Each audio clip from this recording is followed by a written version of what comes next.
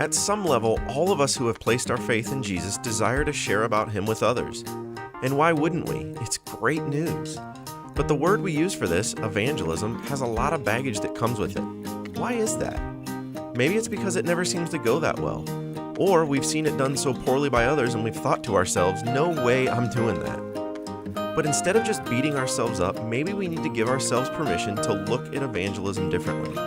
If we take a step back and take a fresh look at the whole process, not from our perspective, but from the perspective of other people, we will see that traditional evangelism assumes a lot about the evangelizee. You know what? That's not even a real word. Let's just call him Dan. After all, he is a person, not a project.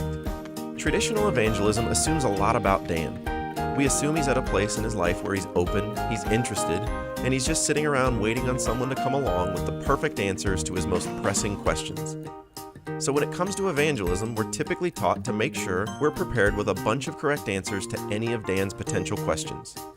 We just need to remember that sometimes people are looking for more than just information.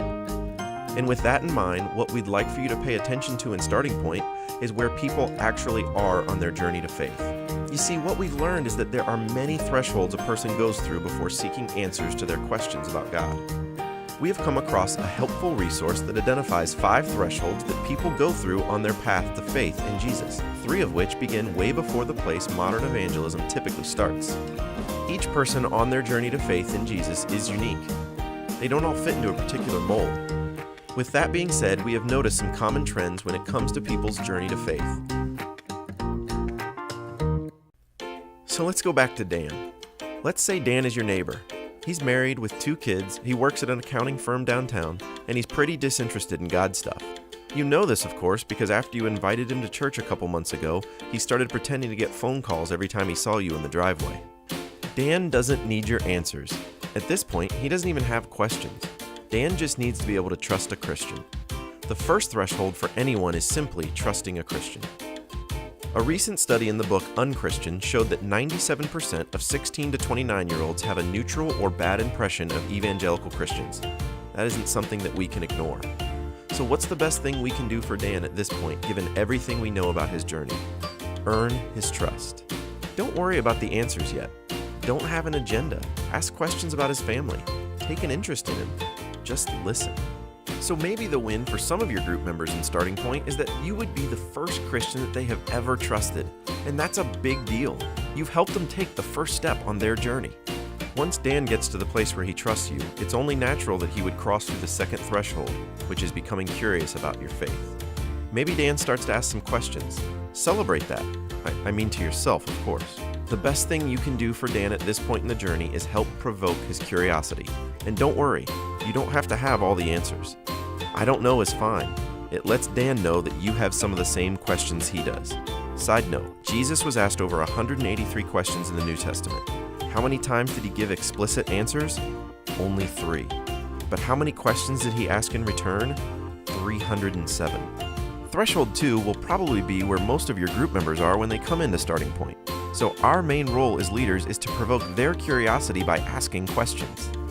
Now, a lot of times, Dan's curiosity will lead him to the next threshold, which is being open to change. This might actually be the hardest threshold for most people. Scratch that, it is. Change is difficult, for all of us. Dan may trust you and he may be really curious, but he just isn't open to change yet, and that's okay. The best thing you can do here is be patient. Don't give up on Dan if he's not fitting into your timeline. Trying to force the issue might actually do more harm than good at this point. Threshold 3 can be difficult, but hang in there, because our patience makes it easier for our group members to take the next step. If and when Dan becomes open to change, this openness will lead him to the 4th threshold, which we call seeking after God. And this is where traditional evangelism assumes most people start out. See what opportunities we'd miss if we just started out here with Dan? But hopefully now Dan realizes there's some implications to following Jesus. He may ask more questions. He may still have doubts about all of it. He may still try to cling to the life that he's used to. The best thing you and I can do for Dan at this point is let him know that he is not alone. You've been there. You have faith, and you have doubts. Side note, you know doubt is okay, right? Genuine faith includes doubt. As a starting point leader, being real about your journey makes faith attractive to your group members. The fifth and last threshold in Dan's journey to faith is where he is ready to enter into a relationship with God. Okay, those were the 5 thresholds, and we know that's a lot of information, but we think this is important for you to know this. Because in Starting Point, we believe that you, the leader, are much more important than any curriculum we could put in front of someone. As leaders, we seem to put this pressure on ourselves to be the one with all the answers. The tendency is to want to hurry people along in this process, but as leaders, it's more important that you journey with someone rather than try to take the journey for them.